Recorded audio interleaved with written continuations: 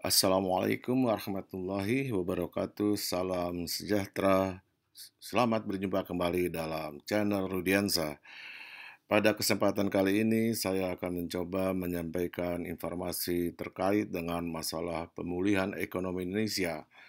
Jadi, masalah pemulihan ekonomi ini menjadi pokok bahasan oleh seluruh kalangan terkait bagaimana kondisi normal perekonomian dapat terjadi kembali. Baik, kita coba langsung melihat bagaimana pandemi yang berkepanjangan saat ini ya telah melanda atau mengganggu pertumbuhan ekonomi dunia maupun pertumbuhan ekonomi Indonesia. Sehingga sampai saat ini di kuartal 1 2021 pertumbuhan ekonomi masih mengalami kontraksi. Indonesia saat ini mulai memasuki fase gelombang kedua COVID ya, di mana beberapa hari terakhir kasus baru penambahan COVID sangat signifikan terjadi.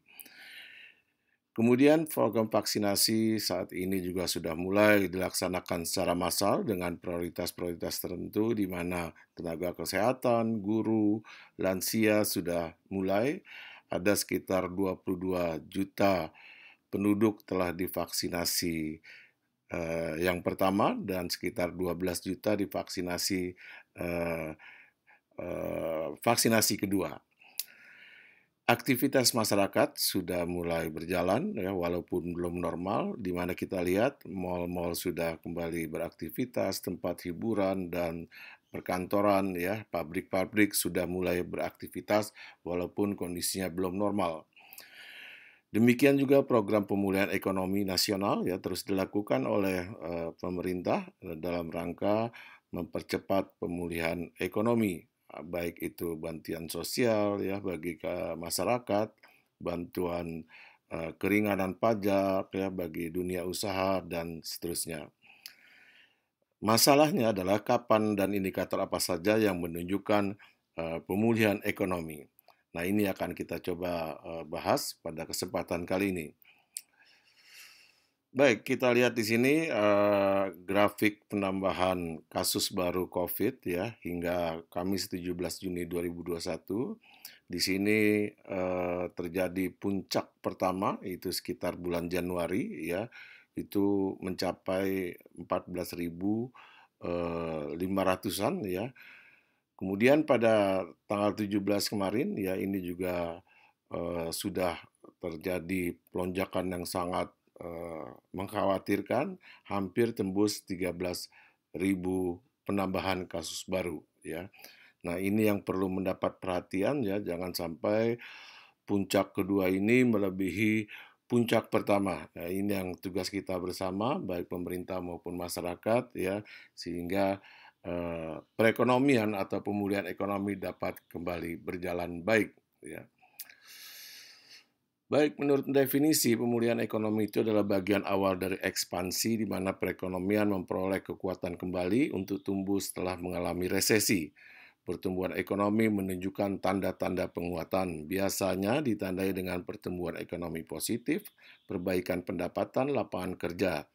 Dan ketika pemulihan ekonomi berlanjut, ya perekonomian menuju ekspansi, pertumbuhan ekonomi tinggi, inflasi merangkak naik, tingkat pengangguran turun, dan kepercayaan konsumen dan bisnis meningkat.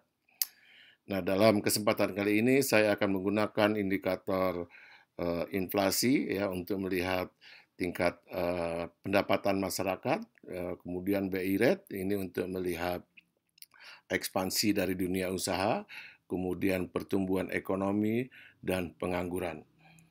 Baik, kita lihat inflasi ya.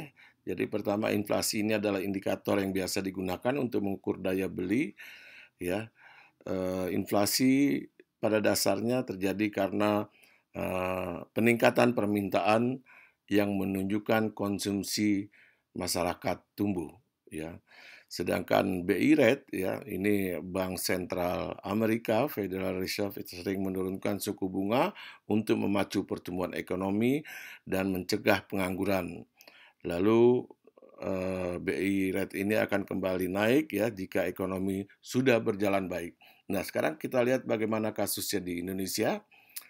Nah, di sini kita lihat, Bank Indonesia atau bank sentral, eee, pada akhir-akhir ini ya, menurunkan suku bunga dan pada terakhir suku bunga BI rate mencapai 3,5% ya, dan ini dipertahankan selama 4 bulan terakhir ya, di mana tujuan, rendahnya BI rate ini untuk memacu pertumbuhan yang pada akhirnya akan mengurangi pengangguran ya. Kemudian inflasi juga demikian ya, inflasi di sini, pada, akhir beberapa bulan terakhir menunjukkan kenaikan yang cukup signifikan juga ya, kecenderungan menaik, di mana pada bulan Mei itu inflasi Indonesia sebesar 0,32 ya, Mei 2021 ya, di mana pada bulan Mei 2020 hanya 0,1% inflasinya. Jadi inflasi ini seperti dikatakan tadi memperlihatkan permintaan, barang dan jasa ya, apakah terjadi kenaikan atau tidak. Berikutnya adalah, pertumbuhan ekonomi ya. Jadi sampai saat ini ya di kuartal 1 2021 ya, Indonesia masih mengalami kontraksi.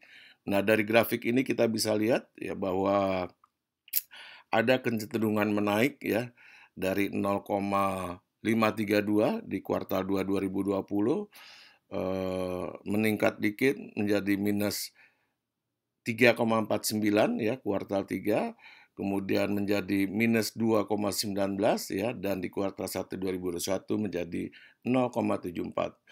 Dan diperkirakan oleh banyak kalangan bahwa di kuartal 2 saat ini ya, pertumbuhan ekonomi Indonesia akan mengalami positif. Cuman positifnya, kita tidak tahu apakah, di atas 5% atau di bawah 5% ya, karena, saat ini bulan Juni, kita mengalami penambahan kasus yang cukup signifikan, di mana pada akhirnya banyak beberapa aktivitas ekonomi dibatasi.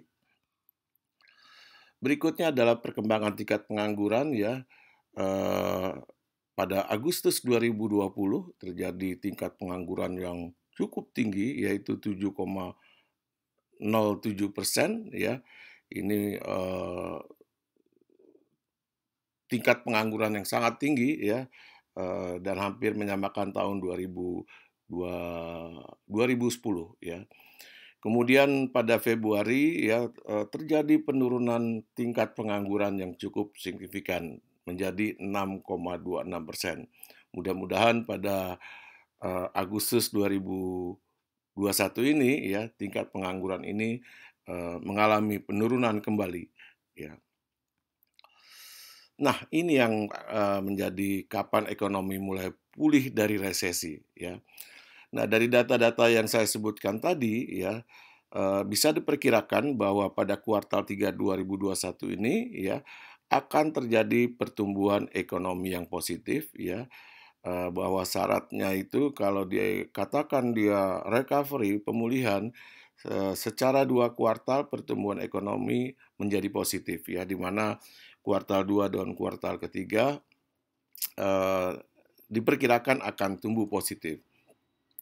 Demikian juga BI rate ya, diperkirakan akan dipertahankan untuk memacu aktivitas produksi barang dan jasa. Inflasi juga diperkirakan akan bergerak naik ya, di mana, mulai ada perbaikan pendapatan masyarakat sehingga konsumsi akan naik dan akhirnya permintaan naik sehingga harga mulai bergerak naik. Nah, pada akhirnya dengan aktivitas produksi yang, mulai, membaik ya dengan BI rate yang dipertahankan, pada akhirnya tingkat pengangguran akan menurun ya. Namun yang perlu dicatat bahwa perkiraan di atas sangat sangat sangat tergantung dari keberhasilan, satu, penanganan Covid ya, lonjakan Covid terutama pada saat ini kita sudah, mengalami penambahan kasus yang cukup tinggi, hampir tembus 14.000, mudah-mudahan tidak naik lagi ya. Kemudian keberhasilan program vaksinasi ya, sampai saat ini baru 22 juta orang yang divaksinasi ya, mudah-mudahan pada kuartal ketiga sudah lebih dari 50% penduduk Indonesia yang divaksinasi. Demikian juga stimulus fiskal ya, ini semoga tepat sasaran ya, sehingga stimulus fiskal ini dapat memacu roda perekonomian. Sebab kalau tidak tepat sasaran, ya perekonomian tidak akan terpengaruh. Demikian beberapa informasi yang dapat saya sampaikan, lebih dan kurangnya mohon maaf. Assalamualaikum warahmatullahi wabarakatuh. Salam sejahtera bagi kita semua.